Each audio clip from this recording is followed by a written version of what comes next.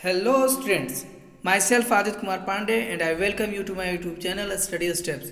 आज के वीडियो में हम बात करने वाले हैं शेक्सपियर के सबसे पहले सोनेट फ्रॉम फेयरेस्ट क्रिएचर के बारे में।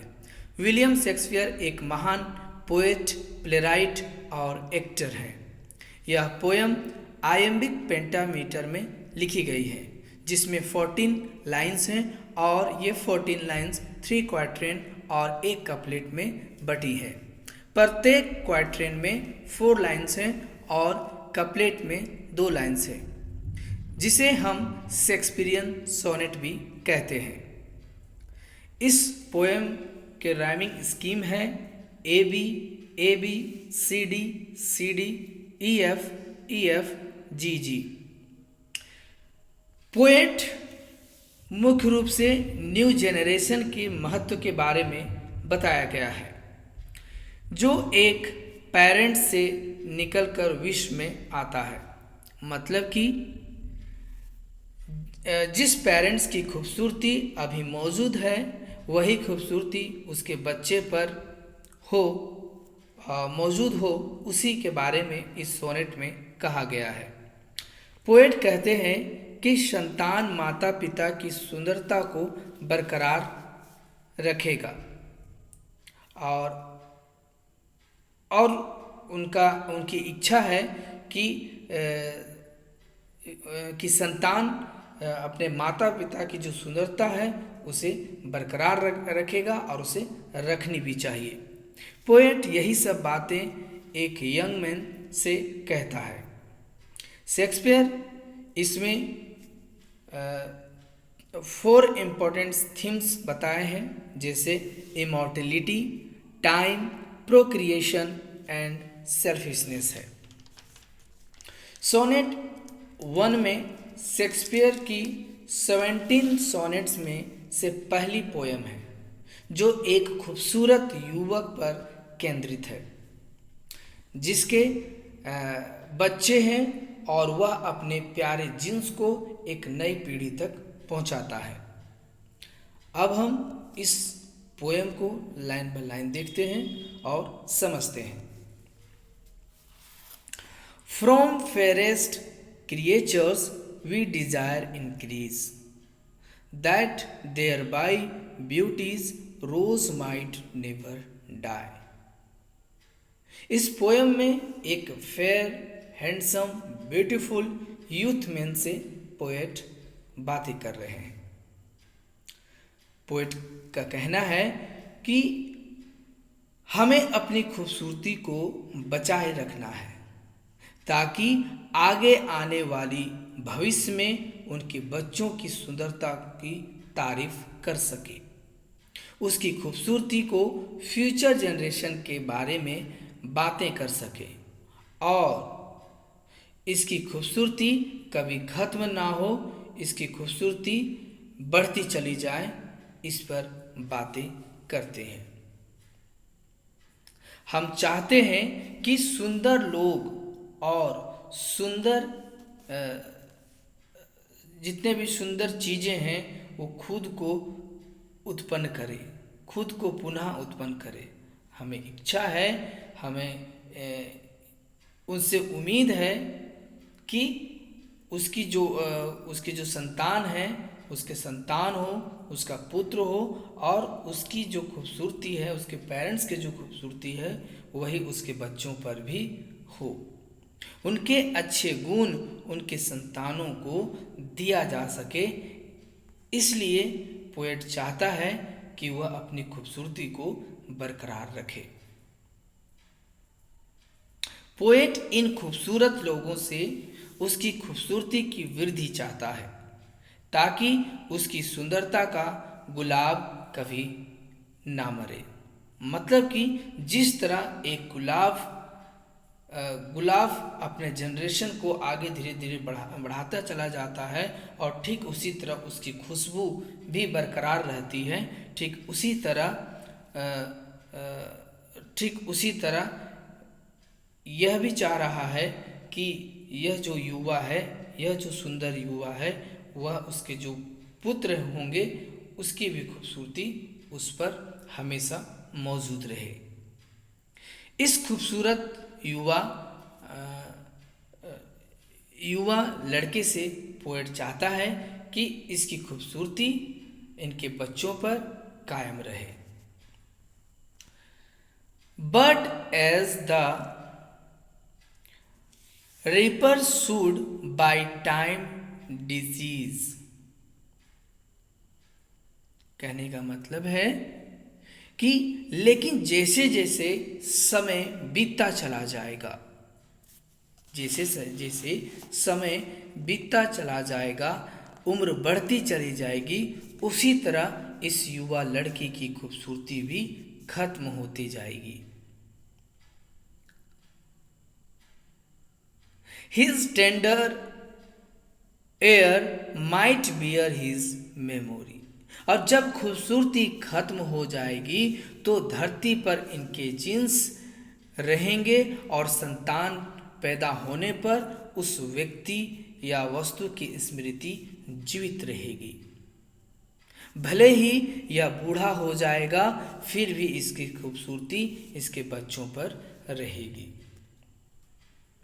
But thou contracted to thin on bright eyes। लेकिन यहाँ तो यंग मैन खुद की सुंदरता पर खोया हुआ है और अपने धुन में मग्न है और अपनी ही सुंदर आंखों से इकरार कर रहा है। Feeds thy light's flame with self-substantial fuel। वो लालची बनकर अपनी सुंदरता को खुद ही कंज्यूम कर रहा है। जैसे मोमबत्ती खुद को जलाकर प्रकाश फैलाती है और फिर अंत में खत्म हो जाती है, ठीक ऐसे ही यह हैंडसम यूथ मैन भी कर रहा है। वह अपनी खूबसूरती को यूं ही खत्म करते जा रहा है। उसे किसी तरह का कोई चिंता नहीं है कि वह अपने जीन्स को आगे बढ़ाए, अपनी खूबसूरती को संभाले और उसे बरकरार रखे। Making a famine where abundance lies. Poet young man से कहता है कि तुम जो इतनी खूबसूरत हो, जवान हो और अभी प्रचुर मात्रा में तेरी खूबसूरती मौजूद है, लेकिन तुम यहाँ इतना भरपूर मात्रा में खूबसूरती रहने पर भी यहाँ तुम क्या कर रहे हो? अकाल वाली स्थिति ला रहे हो।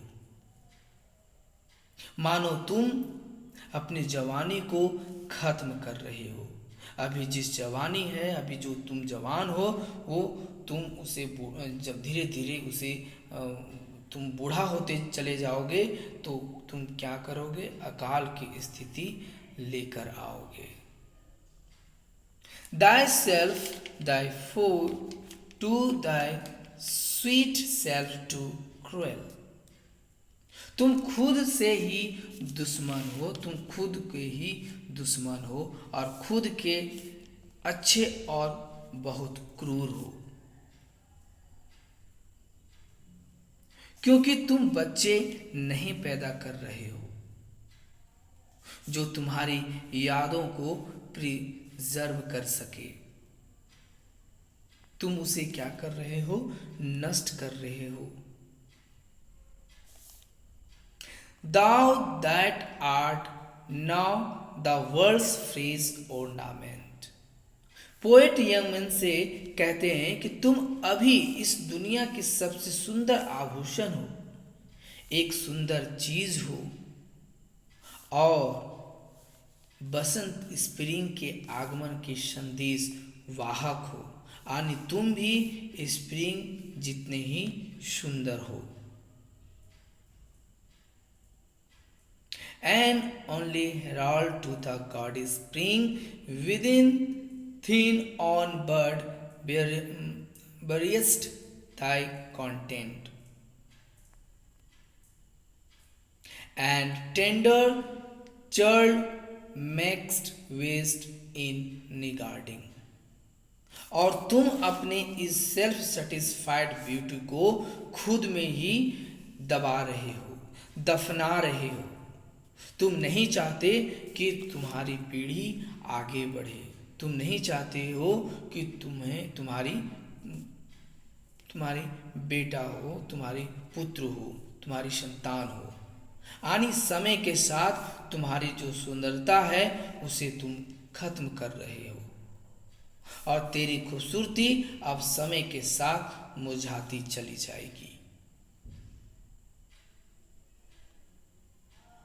एंड टेंडर चर्ल मैक्स्ट वेस्ट इन निगार्डिंग। और तुम बहुत कंजूस आदमी हो जो सेल्फ लव में अपनी सुंदरता वेस्ट कर रहे हो। तुम्हें अपनी खूबसूरती पर ही घमंड है, तुम अपनी खूबसूरती पर ही खोए हो और समय को बर्बाद कर रहे हो। Pity the world or else this glutton be to eat the world's due by the grave and thee. तुम इस दुनिया पर दया करो। पोएट लास्ट 2 लाइन्स में कहते हैं कि दया करो, इस दुनिया पर दया करो, बच्चा पैदा करो, अपने जीन्स को आगे बढ़ाओ, नहीं तो तुम एक पेटू कहलाओगे जो अपने पूरे जीवन में कुछ दिया नहीं है, सिर्फ उसे खाया है। मतलब कि अपनी खूबसूरती को खाया है। तुम इस वजह से तुम ग्लूटन कहलाओगे, तुम पापी कहलाओगे।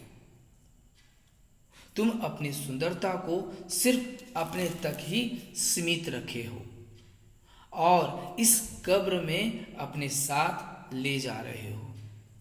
यानी तुम बिना बच्चा पैदा किए हुए मर जाओगे तो तुम्हें एक सेल्फिश व्यक्ति के रूप में जाना जाएगा और विश्व में सारे लोग यही कहेंगे कि यह सिर्फ खूबसूरती को खाया है और नष्ट करके गया है। नीचे एक्सप्लेनेशन है, समरी है, आप देख सकते हैं और इसे स्क्रीनशॉट ले सकते हैं। इसके कुछ डिफ़िकल्ट वर्ड्स हैं जो हम देखते हैं। Churl, air, glutton, disease, gaudy spring, famine, tender, substantial, ornament, thereby, niggarding. इनमें कुछ पोएटिक डिवाइसेस भी हैं जैसे एलिट्रेशन फर्स्ट लाइन में ही है, फ्रॉम फेयरेस्ट, फाफा का साउंड आ रहा है। मेटाफर है, ब्यूटीज रोज, एक रोज के साथ कंपेयर किया गया है। पैराडॉक्स है, मतलब कि इस लाइंस में अगर हम देखें स्वीट और क्रूएल का यूज़ किया है, मतलब यहाँ पे स्वीट भी बोला जा रहा है और क्रूएल भी बोला जा रहा है, तो यहाँ पे क्या है, पैराडॉक्स है। ऑक्सीमोरॉन भी क्या है, एक टेंडर चर्ल है जिसमें इसे एक ऑक्सीमोरॉन हम बोल सकते हैं। उम्मीद करता हूँ यह वीडियो आपको समझ में आ गई होगी। नेक्स्ट वीडियो पाने के लिए आप मेरे चैनल को सब्सक्राइब करें, लाइक करें, शेयर करें, कमेंट करें। Thank you, have a nice day.